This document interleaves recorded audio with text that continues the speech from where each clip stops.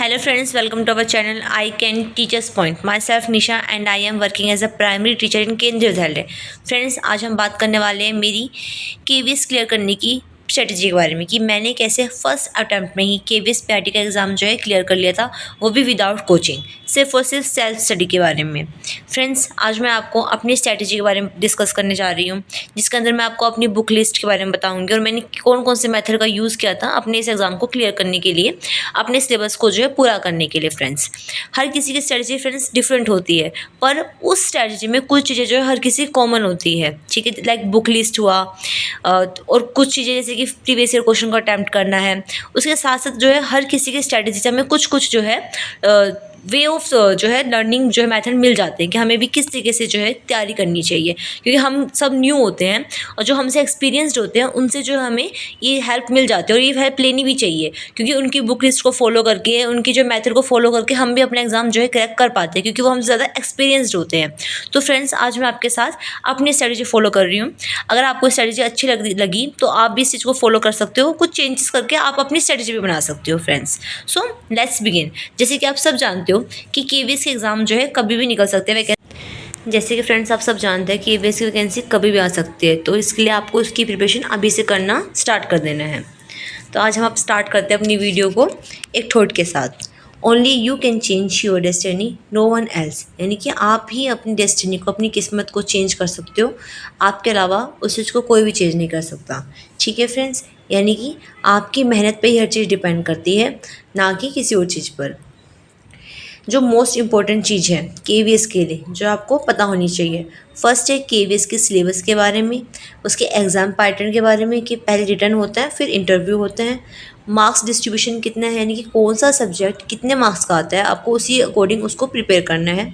फिर आपको अपनी स्ट्रेटजी प्रिपेयर करनी है और उस स्ट्रेटजी को पूरे डिसिप्लिन के साथ फॉलो करना है, तभी आप अपने ड्रीम को अचीव कर पाओगे. फ्रेंड्स, मैंने अपनी प्रीवियस वीडियो के अंदर जो मैंने अपने चैनल पर ऑलरेडी डाल दी है, उसके अंदर केवीएस के सिलेबस के बारे में डिटेल में बात की है. पूरा मैंने सिलेबस को आपको डिफाइन करा है, उसके एग्ज़ाम पैटर्न को पूरा अच्छे से समझाया गया है, इंटरव्यू और रिटर्न का रेशियो बताया है और मार्क्स डिस्ट्रीब्यूशन भी अच्छे तरीके से एक्सप्लेन करा है.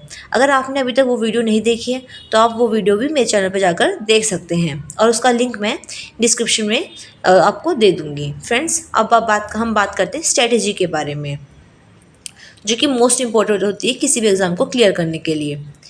तो मैंने जो अपनी स्ट्रेटजी अपनाई थी, हमें पता है कि केवीएस के एग्ज़ाम में इंग्लिश आता है, हिंदी आता है पार्ट 1 में, और जो पार्ट 2 होता है उसके अंदर पेडागोजी आता है, और जो पार्ट 3 होता है उसके अंदर रीजनिंग आता है, रीजनिंग, कंप्यूटर और जीएस आता है. जो पार्ट 4 होता है वो सब्जेक्ट स्पेसिफिक होता है, सब्जेक्ट स्पेसिफिक. उसके अंदर फिर से इंग्लिश आती है, हिंदी आती है, मैथ्स आती है और ईवीएस आती है. यानी कि मोटे मोटे आपके पास इंग्लिश आती है और हिंदी आती है, जो कि 30 मार्क्स का होता है, इंग्लिश भी और हिंदी भी. पेडागोजी 60 मार्क्स की होती है. ठीक है, मैथ्स 20 मार्क्स की होती है, ईवीएस भी 20 मार्क्स की होती है, कंप्यूटर 5 मार्क्स का होता है और जीएस भी 5 मार्क्स का होता है, और जो रीजनिंग होता है, रीजनिंग आपका होता है 10 मार्क्स का. ऑल ओवर जो आपका एग्ज़ाम होता है वो 180 मार्क्स का होता है. ठीक है फ्रेंड्स, अब हम बात कर लेते हैं कि इसकी प्रिपरेशन मैंने किस तरीके से की थी. आई होप इससे आपको हेल्प मिलेगी. फ्रेंड्स, अगर आप इस चैनल पर न्यू हो और आपने अभी तक मेरा चैनल सब्सक्राइब नहीं करा है, then please do like, share and subscribe my channel.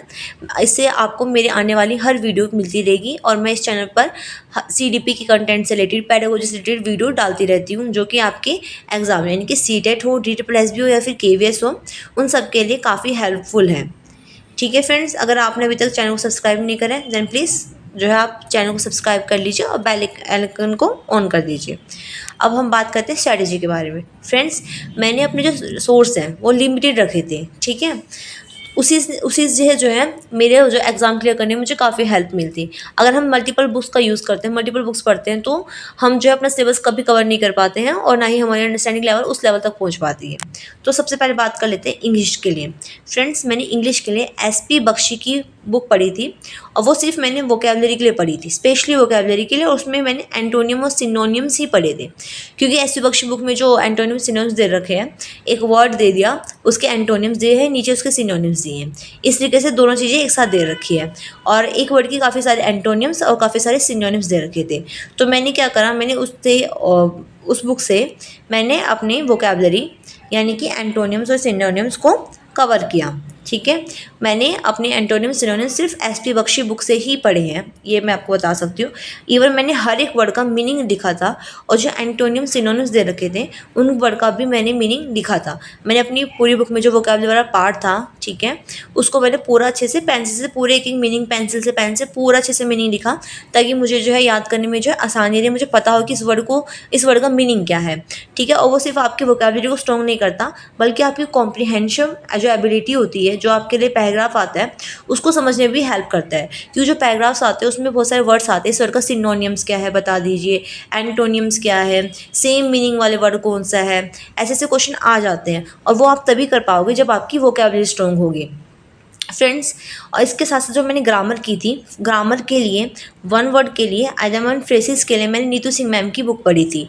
आप सब जानते हो नीतू सिंह मैम की जो पार्ट 1 बुक है, जो कि एसएससी का हर बच्चा पढ़ता है, वही बुक मैंने अपने केवीएस एग्ज़ाम के लिए पढ़ी थी, DT+B एग्ज़ाम के लिए भी मैं वही बुक पढ़ रही थी। ठीक है फ्रेंड्स, तो मैंने ये बुक जो है करी थी। अब हम बात कर लेते हैं अब हम बात कर लेते हैं हिंदी के बारे में। तो मैंने फ्रेंड्स हिंदी के लिए कोई भी बुक नहीं पढ़ी थी, मैंने सिंपली गूगल पे सर्च करा CBSE NCERT grammar book of Hindi 6 to 8 class. ठीक है, बिकॉज मुझे पता नहीं था कि कौन सी बुक जो है बेस्ट रहेगी हिंदी के लिए, और जो बुक थी हिंदी की वो काफ़ी मोटी मोटी थी, जो भी राइटर वगैरह की बुक थी, तो मेरे पास इतना टाइम नहीं था, सिर्फ 2 महीने के अंदर जो है एग्ज़ाम हो गया था। तो मैंने क्या करा, मैंने सोचा कि KVS जो है NCERT बेस्ड जो है पेपर बनाता है, तो जो ग्रामर रहेगी वो भी NCERT बेस्ड जाएगी। तो मैंने सिंपली जो है क्लास 6 की बुक मान लो डाउनलोड इन द सेंस कि मैंने गूगल पे सर्च करा, उसमें जो टॉपिक होते हैं ग्रामर के, संज्ञा, स्वरनाम, ये सब विशेषण, ये सब आ गया, क्रिया, ये सब इसके अंदर आ गया। तो मैंने जो संज्ञा जो टॉपिक था वो मैंने 6th क्लास के अकॉर्डिंग भी पढ़ा, 7th क्लास के अकॉर्डिंग भी पढ़ा और फिर 8th क्लास के अकॉर्डिंग भी पढ़ा। धीरे धीरे जैसे जैसे लेवल बढ़ रहा था वैसे वैसे वो टॉपिक का जो डेप्थ स्टडी थी, ठीक है, वो चीज़ मेरे माइंड के अंदर आती चली गई। तो मैंने एक एक टॉपिक को तीनों क्लास वाइज पढ़ा है, जिससे कि मेरी हिंदी जो है स्ट्रॉन्ग हो गई। ठीक है, अकॉर्डिंग टू KVS, जैसे KVS में मांगा जाता है वैसे मेरी प्रिपरेशन अच्छे से हो गई हिंदी की। मैंने और कुछ नहीं पढ़ा, मैंने 6 to 8 क्लास तक की ग्रामर की बुक पढ़ी, वो भी गूगल पे सर्च कर। ठीक है, बुक यानी कि पूरा मटेरियल आ जाता है, एक एक वर्ड लिखा होता है, संज्ञा, सर्वनाम, विशेषण, ऐसे ऐसे पूरा इंडेक्स बना होता है, उस पर आप क्लिक करते हो तो पूरा जो है चैप्टर खुल के आ जाता है। उसके साथ साथ मैंने एक चीज़ करा था, जो डिफ़िकल्ट वर्ड्स होते हैं डिफरेंट एग्जाम में आए हुए, मैंने गूगल पे सर्च करा और मुझे डिफ़िकल्ट वर्ड आ गए तो मिल गए, तो मैंने उनको बस रीड करा। ठीक है, ऐसे विलोम शब्द को सर्च करा, विलोम शब्द आगे प्रीवियस ईयर एग्जाम्स में आए हुए तो मैंने विलोम शब्द को पढ़ लिया। मैंने इस तरीके से हिंदी पढ़ी। मोस्टली मैंने ग्रामर जो है बुक्स इनसे ही पढ़ी, NCERT की बुक से पढ़ा, मैंने कोई भी एक्स्ट्रा बुक नहीं लिया और वो बहुत हेल्पफुल रहा। ये जो है मैं आपको भी बोलूँगी कि अगर आपकी भी हिंदी वीक है और आपको हिंदी अच्छे तरीके से नहीं आती है और कोई भी आप अल्टरनेटिव बुक लेते हो, उससे पढ़ने से ज़्यादा ईजी जो है आप जो है गूगल पर सर्च कर CBSE NCERT की ग्रामर की बुक पढ़ सकते हो, आपको बहुत ईजिली समझ में आएगा और KVS के तो बहुत ज़्यादा हेल्पफुल है। एंड मैंने इसके साथ साथ जो है उन जो बुक्स को मैंने जैसे आपको बताया 6 to 8 क्लास की बुक को मैंने रीड करा है क्लास वाइज और चैप्टर वाइज और टॉपिक वाइज। ठीक है, जो टॉपिक था संज्ञा था तो तीनों बुक में, तीनों क्लासेस की बुक में मैंने सेम टॉपिक पढ़े। इस तरीके से मैंने अपनी हिंदी को कवर करा है। अब बात कर लेते हैं मैथ्स की। तो फ्रेंड्स जो मैथ्स होती है KVS की मैथ्स इजी होती है, ऐसा नहीं होता कि बहुत ज़्यादा डिफिकल्ट है, नहीं, इजी टू मॉडरेट मैथ्स होती है। अगर आपकी मैथ्स नॉर्मल है, आपको नॉर्मल कैलकुलेशन आती है, ठीक है, और अगर नहीं भी आती है कि आपको जो है थोड़ा ट्रिकी बेस क्वेश्चन नहीं आते, तो आप RS अग्रवाल की जो बुक होती है वो आप पढ़िए, उससे आपको CTET में भी हेल्प मिलेगी, DT+B में भी हेल्प मिलेगी और KVS में भी हेल्प मिलेगी। तीनों उसके टेस्ट के लिए, तीनों एग्ज़ाम के लिए RS अग्रवाल की बुक जो है इनफ है। अगर आप अभी SSC लेवल की मैथ्स की प्रैक्टिस करने बैठोगे तो आप नहीं कर पाओगे, आपको लगेगा कि कितना डिफिकल्ट है, मेरा पूरा टाइम तो मैथ्स करने में चल जाएगा। पर अगर आप RS अग्रवाल करते हो तो आपके जो टॉपिक्स भी कवर हो जाएंगे, प्लस जो है मेन टॉपिक आपको आ जाएंगे और आपका एग्ज़ाम बहुत ईजिली क्लियर हो जाएगा। ठीक है फ्रेंड्स, ये आप जो है नोट कर सकते हो कि मैथ्स के लिए सिर्फ एक छोटी सी बुक आती है, मोटी सी, ज़्यादा मोटी भी नहीं है, मीडियम साइज़ की, आप आराम से उसको कर सकते हो। उस बुक में जो है सॉल्यूशन भी दे रखे होते हैं हर क्वेश्चन के जो आपको नहीं आता है, और साथ में कुछ क्वेश्चन में ट्रिक्स भी दे रखे होते हैं। काफ़ी हेल्पफुल है बुक्स, आप फॉलो कर सकते हो। फिर हम बात कर लेते हैं कंप्यूटर की। तो फ्रेंड जो कंप्यूटर है ना वो ओनली 5 मार्क्स का आता है। ठीक है, केवीएस में कंप्यूटर की वैल्यू बहुत ज़्यादा है, क्योंकि आपको कंप्यूटर से रिलेटेड बहुत सारे वर्क करने होंगे केवीएस में। एस सॉफ्टवेयर में काम करना पड़ेगा, यूबीआई में काम करना पड़ेगा, बच्चों के मार्क्स चढ़ाने पड़ेंगे, एग्जाम पेपर बनाने पड़ेगा, पर वो बाद की बात है। अभी आपको जो है 5 मार्क्स के अकॉर्डिंग जो है तैयारी करनी है। आप देख लीजिए कि 5 मार्क्स के अकॉर्डिंग आपको किस तरीके से प्रिपरेशन करनी है। जो मैंने प्रिपरेशन करी थी, मैंने बिल्कुल जो बेसिक्स कंप्यूटर होता है गूगल पे सर्च करा, basic computer, basic information about computer for exam, और मैंने जो जो टॉपिक्स उसके अंदर आए वो पढ़ दिए। ठीक है, उनको मैंने एक बार अच्छे से पढ़ लिया। जैसे कि फुल फॉर्म वगैरह आ जाती है कई बार, ठीक है, उसके अंदर फुल फॉर्म वगैरह क्या होता है, और जो शॉर्ट कीज़ होती हैं, ठीक है, वो कीज़ वगैरह मैंने पढ़ ली थी। ये सब चीज़ें मैंने पढ़ लिया।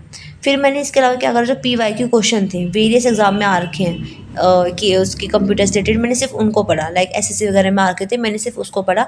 ज़्यादा मैंने कंप्यूटर कोई हाई फाई जो है प्रिपरेशन नहीं करी थी। मुझे पता था कि ओनली 5 मार्क्स का आ रहा है, तो जो 5 मार्क्स में बेसिक चीज़ें ही आती हैं, तो मैंने वो बेसिक चीज़ें ही पढ़ी और PYQ क्वेश्चन जो है पढ़े थे। अब हम नेक्स्ट बात कर लेते हैं जीके की, यानी कि जनरल नॉलेज की। फ्रेंड्स ये भी ओनली 5 मार्क्स का आता है।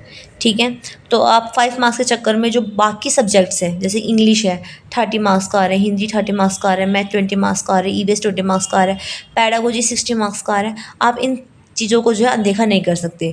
और आपको पता है कि GS क्या है, बहुत ज़्यादा वास्ट है, बहुत बड़ी है, पर अभी KVS में सिर्फ 5 मार्क्स का आ रहा है। तो मैंने क्या करा था, मैंने सिर्फ लूसेंट पढ़ा था, क्योंकि मैं ऑलरेडी लूसेंट को पढ़ रही थी अपने DT+B के एग्ज़ाम के लिए, तो मैंने लूसेंट को पढ़ा। उसके बाद मैंने सिर्फ करंट अफेयर करे 6 मंथ के। ठीक है, जो लास्ट 6 मंथ की करंट अफेयर थे, वो भी मंथली करंट अफेयर, रेगुलर नहीं, सिर्फ मंथली, क्योंकि मुझे पता है कि सिर्फ 5 मार्क्स का आ रहा है, तो उसमें क्या क्या पूछेंगे। और लूसेंट में मैंने जो है सिलेक्टेड चीज़ें करी जो कि चेंज नहीं होता। जैसे मैंने हिस्ट्री पढ़ लिया, ठीक है, उसके साथ साथ मैंने जो है पोल साइंस पढ़ लिया था। ठीक है, पोल साइंस, इकोनॉमिक्स पढ़ लिया था, ये सब चीज़ें मैंने पढ़ी थी इसके अंदर। इसके अंदर मैंने ज्योग्राफी नहीं पढ़ा, क्योंकि ज्योग्राफी बहुत वास्ट है और मुझे ना ज्योग्राफी में इतना इंटरेस्ट नहीं आता, तो मैंने नहीं पढ़ा ज्योग्राफी। ठीक है, तो मैंने ये सब चीज़ें पढ़ ली थी। ये उसके साथ साथ मैंने लूसेंट में वो कुछ नहीं पढ़ा मैंने। फिर मैंने करंट अफेयर पढ़ा, मंथली करंट अफेयर 6 मंथ के, और फिर मैंने PYQ क्वेश्चन करे SSC के, बस, और मैंने कुछ नहीं करा। PYQ क्वेश्चन का मतलब होता है कि MTS में जो क्वेश्चन आ रखे वो पढ़ लिया, CHSL में जो क्वेश्चन आ रखे थे वो पढ़ लिए, और पढ़े हैं मैंने। इसका मतलब ये नहीं कि मैंने टेस्ट दिए, नहीं, PYQ क्वेश्चन निकाले, उनके आंसर देखे, क्योंकि मुझे मेरे जो है जनरल नॉलेज है बहुत अच्छी नहीं है, और ये बेस्ट थिंग रही कि एग्जाम में सिर्फ 5 नंबर की GK आई थी। ठीक है, GS जो है फिर से 5 मार्क्स की आई थी, तो मैंने SSC के प्रीवियस ईयर क्वेश्चन ही पढ़े। ठीक है, अगर मेरा 5 में से 2-3 नंबर, 2 नंबर भी आ गए तो भी वो बहुत बड़ी बात है, क्योंकि GS इतनी वास्ट है, तो हम कितना पढ़ लें वो चीज़ें जो है हम कभी भी उस चीज़ को टैकल नहीं कर सकते, बहुत ही मुश्किल होता है। तो मैंने इस पर फोकस ना करके मैंने बाकी सब्जेक्ट पर फोकस करा है बहुत ज़्यादा। अब हम नेक्स्ट बात कर लेते हैं पैडागोजी की। मैंने पैडागोजी के लिए क्या करा था। फ्रेंड्स जो पैडागोजी है वो 60 मार्क्स की आती हैं, तो ये बहुत इंपॉर्टेंट है। ठीक है, ये आपका सिलेक्शन करा भी सकती है, डुबो भी सकती है। तो मैंने क्या करा था पैडागोजी के लिए, मैंने जो है NIOS के स्टडी मटेरियल को पढ़ा था। 3 टाइम्स मैंने उसको पढ़ लिया था, क्योंकि मैं ऑलरेडी DT+B एग्ज़ाम की प्रिपरेशन कर रही थी कि DT+B एग्ज़ाम आएगा, तो मैं उसको फर्स्ट अटैम्प्ट में ही इसको क्लियर करना चाहती थी, तो मैंने उसके लिए मैं प्रिपरेशन कर रही थी, तो मैंने उसको 3 बार NIOS को पढ़ लिया था। ठीक है, और इससे क्या हुआ फ्रेंड्स, जो NIOS के जो सब्जेक्ट थे उसकी डेप्थ स्टडी, मतलब उसकी बहुत सारी अच्छी नॉलेज, कॉम्प्रिहेंसिव अंडरस्टैंडिंग मुझे हो चुकी थी। उसके साथ साथ मैंने उसके शॉर्ट्स नोट्स बना लिए थे, क्योंकि मैं DT+B एग्ज़ाम के लिए प्रिपरेशन कर रही थी। ठीक है, तो NIOS से मैंने उस चीज़ को बहुत अच्छे से कवर करा, और उसके साथ साथ मैंने क्या करा, यूट्यूब पे सर्च कर टॉपिक वाइज जो है टॉपिक वाइज जो है यूट्यूब पर वीडियो सर्च करी, उनको जो समझा। मान लीजिए कुछ चीज़ है NIOS में बुक में कोई टॉपिक दे रखा है, मान लीजिए हेरिडिटी और इन्वायरमेंट दे रखा है। ठीक है, हेरिडिटी एंड नेचर वाला, तो मैंने क्या करा, उस चीज़ को मैंने NIOS से पढ़ा, उसके बाद मैंने एक बार यूट्यूब पे सर्च करके वीडियो देख ली। इससे मेरी अंडरस्टैंडिंग लेवल और ज़्यादा बढ़ गया, क्योंकि जब कोई हमें सामने से समझाता है तो हमें चीज़ें और बेहतर से समझ में आती है। फ्रेंड्स मैंने भी अपने इस चैनल पर काफ़ी सारी वीडियोज़ डाल रखी है CDP से रिलेटेड, साथ में जो है उनका डिफरेंसेस क्या होते हैं, किसने कौन सी थ्योरी दी है, ये सब भी मैंने उसको डाला है। अगर अभी तक आपने उस चीज़ को नहीं देखा है तो आप चाहो तो देख सकते हो, बिकॉज वो सब चीज़ें एक ऑथेंटिक सोर्स से है, मैंने खुद पढ़ा है, इसलिए मैंने उस चीज़ को इसी वे में रिकॉग्नाइज करके आपको दिखाया है। इवन मैंने चीज़ों को कीवर्ड्स के थ्रू बताया है, जो कि कीवर्ड्स आपके DTPSB एग्ज़ाम में कीवर्ड्स KVS एग्ज़ाम में पूछे जाते हैं, ठीक है। जो आप मोस्टली जो चीज़ें होती हैं वो कीवर्ड्स पे डिपेंड करती है। कीवर्ड दे दिया जाता है, उस कीवर्ड से ही जो है आंसर निकालते हैं हम, ठीक है। तो ये ध्यान रख लिए। अगर आपको जो है आप वो वीडियो भी देख सकते हो, आपके लिए काफ़ी हेल्पफुल रहेगी, सीटेट के लिए भी, KVS के लिए भी, DTPSB के लिए भी। तो आप अंदाज़ा लगा सकते हो कि मेरी जो पेडागोजी थी, चाइल्ड डेवलपमेंट था, वो ऑलरेडी इससे काफ़ी हद तक पूरा हो चुका था, ठीक है। पूरा जो मुझे समझ में आ चुका था, मैंने नोट्स भी बनाए थे, शॉर्ट्स नोट्स भी बनाए थे। हालाँकि मैंने रिवीज़न के टाइम पे बस वो शॉर्ट्स नोट ही पढ़े, क्योंकि मैंने एनओएस का मटेरियल ऑलरेडी 3 टाइम्स पढ़ लिया था। मुझे वो काफ़ी अच्छे से समझ में आ गया था। ऑनलाइन ही मैंने उसको पढ़ा था और यूट्यूब पे सर्च कर के मैंने वीडियो के टॉपिक्स को भी अच्छे से क्लैरिफ़ाई करा, ठीक है। और इसमें मैं बताना चाहती हूँ कि ज़रूरी नहीं है कि जो फ़ेमस यूट्यूबर हैं आप सिर्फ उन्हीं की वीडियो देखो, क्योंकि कुछ चीज़ें ना कोई दूसरा यूट्यूबर, जैसे कि जिनकी जॉब लग रखी है, जो एक्सपीरियंस्ड है, वो बहुत अच्छे से समझा पाते हैं और उनको पता होता है कि कहाँ से क्या-क्या चीज़ें आती है। तो आप उनको भी देख सकते हो। मैंने अपने चैनल वीडियो डाली, तो आप उसको भी देख सकते हो। आपकी अपनी विश है, आपकी अपनी मर्ज़ी है। मैं सिर्फ, मेरा जो फ़र्ज़ है वो समझाना था, ठीक है फ्रेंड्स। उसके साथ-साथ मैंने क्या करा था, मैंने मल्टीपल टाइम जो PYQ क्वेश्चन करे थे, और जो मैंने PYQ क्वेश्चन किए थे वो सिर्फ मैंने DTPSB किए थे, क्योंकि KVS के पेपर ना हर साल नहीं होते हैं, और KVS के पेपर में ना सिलेबस में चेंजेस आते रहते हैं। कई बार कुछ चीज़ें तो ऐड कर देते हैं, कुछ चीज़ें डिडक्ट कर देते हैं, इस तरीके से। तो मैंने सिर्फ DTPSB के PYQ क्वेश्चन करे थे, और उन क्वेश्चंस को मैंने टेक्स्ट बुक से, जो है टेक्स्ट बुक सीरीज़ होती है, टेक्स्ट बुक जिससे हम एग्ज़ाम देते हैं, प्रीवियस ईयर क्वेश्चन होते हैं, मैंने सिर्फ PYQ क्वेश्चन दिए थे, जो उसके लेटेस्ट आते हैं कि आप अभी प्रैक्टिस करने के होते हैं, वो मैंने नहीं करे।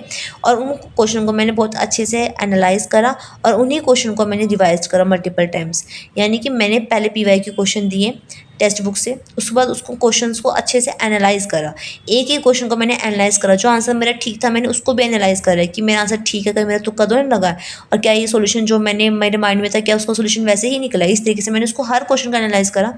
उसको एनालाइज़ करने के बाद फ्रेंड्स, मैंने उनको छोड़ा नहीं, मैंने रिवाइज़ भी करा, ठीक है। मैंने जो क्वेश्चन पेपर अटेम्प्ट किए थे, उन क्वेश्चन को मैंने मल्टीपल टाइम रिवाइज़ करा, ताकि मेरे से गलती से भी कोई मिस्टेक ना हो। तो ये मेरी स्ट्रैटेजी थी पेडागोजी के लिए। आप सब जानते हैं कि पेडागोजी जो है एग्ज़ाम में, KVS एग्ज़ाम में 60 मार्क्स की आती है, ठीक है। और पेडागोजी मतलब सिर्फ पेडागोजी नहीं है कि इंग्लिश, हिंदी, मैथ्स की पेडागोजी आ रही है, इसके अंदर चाइल्ड डेवलपमेंट भी आ जाता है। इसके अंदर जो है जो गवर्नमेंट की जो है गवर्नमेंट ने बहुत सारी योजनाएं चला रखी हैं, साथ में कोई स्कीम आई है, NEP आ गया 2020, RT आ गया, ये सब चीज़ें इसके अंदर आ जाती है। बहुत कुछ है पेडागोजी के अंदर, बहुत कुछ चीज़ें आती है। तो ये सब चीज़ें क्या होती हैं, ये सब चीज़ें आपको तब समझ में आएगी जब आप तैयारी करोगे। अगर आप सीटेट ने अपने आप बहुत अच्छे से दिया है ना, पढ़ के दिया है, तो आपका 70% सिलेबस ऑलमोस्ट आपका कंप्लीट हो ही चुका है, ठीक है। अब बस आपको बहुत अच्छे से जो बाकी रिमेनिंग टॉपिक्स हैं उनको बहुत अच्छे से पढ़ना है। एक एक चीज़ को ना लर्न करना है, पॉइंट्स को लर्न करना है, ठीक है। जैसे इरिक्सन की थ्योरी है, उस थ्योरी के अंदर जो स्टेजेस है उनको आपको लर्न करना है। ये सब चीज़ें आती हैं, ठीक है। ये सब चीज़ें आपको पढ़नी है अच्छे तरीके से। तो ये थी मेरी पेडागोजी की स्ट्रैटेजी। मुझे पता है कि 60 मार्क्स मुझे कितना आगे लेके जा सकते हैं, तो मैंने इसको बहुत फोकस करा।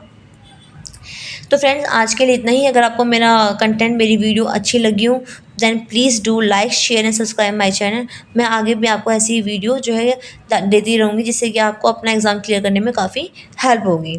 Thank you very much.